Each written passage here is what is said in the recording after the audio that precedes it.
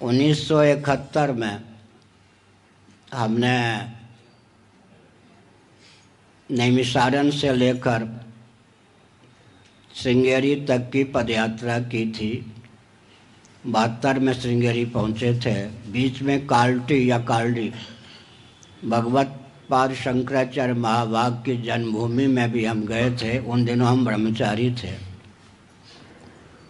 वहाँ एक शिलालेख संस्कृत में था, भगवान शंकराचार्य महाभाग की जन्मभूमि में, जहाँ उनकी माता की समाधि का स्थल बताया जाता है नदी के तट पर। श्रृंगेरी मठ वहाँ भी है। उसमें एक शिलालेख संस्कृत में था जिसमें आज जो शंकराचार्य महाभाग हैं श्रृंगेरी के, उनके पूर्वाचार्य के पूर्वाचार्य के पूर्वाचार्य ने उसको लिखवाया था। उसमें 2000 वर्ष पूर्व भगवत पाद शंकराचार्य का प्रादुर्भाव हुआ यह लिखा था। अब वो शिलालेख तोड़ दिया गया है, लेकिन वो लेख क्या थे, श्लोक क्या थे, वो मेरे पास हैं।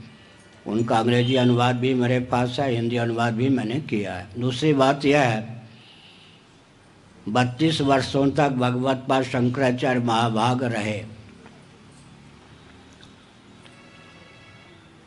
आश्विन शुक्ल पूर्णिमा के दिन सुधन्वा सम्राट ने उन्हें ताम्रपत्र भेंट किया जिसमें प्रशस्ति है।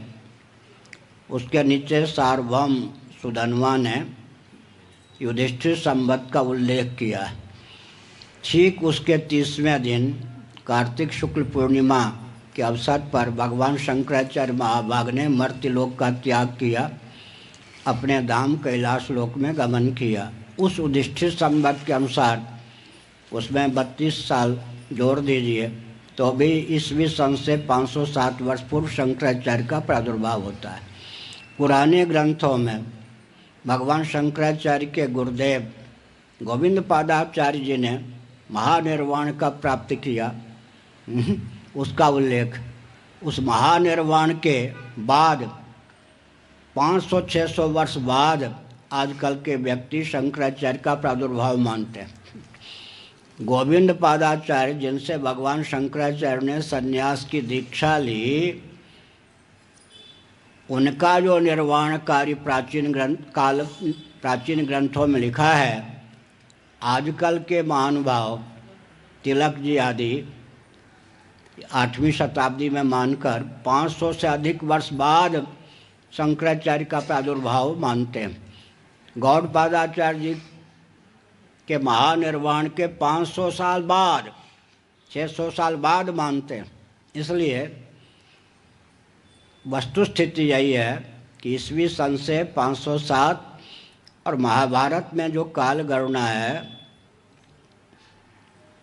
उसमें जोर घटा का जो प्रश्न है कांची आदि की दृष्टि से ईस्वी सन से 509 वर्ष, लेकिन गणित के दृष्टि से गणना करने पर वो कुछ अशुद्ध सिद्ध होता है।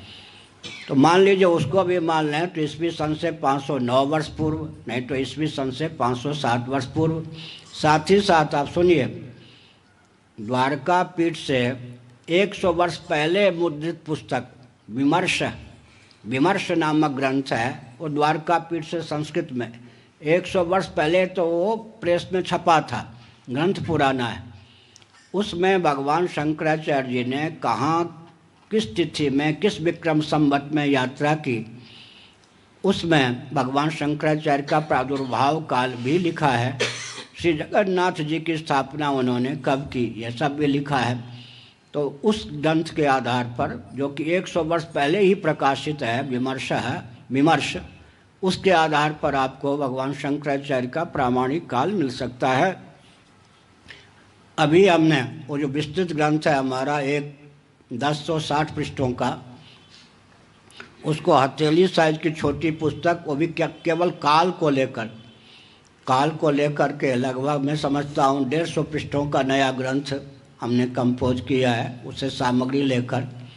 और अब गुरु पूर्णिमा के अवसर पर केवल शंकराचार्य के काल के विमर्श को लेकर वो पुस्तक छप जाएगी, ताकि मोटा सा ग्रंथ जो नहीं पढ़ सकते, केवल काल को लेकर उनकी जो भी जिज्ञासा हो सकती है उसका उत्तर उसमें दिया गया है। किसी के पक्ष का हमने खंडन नहीं किया है, लेकिन अकाट्य युक्तियों से, प्राचीन प्रमाणों से भगवान शंकराचार्य के जन्म काल का निर्धारण किया है।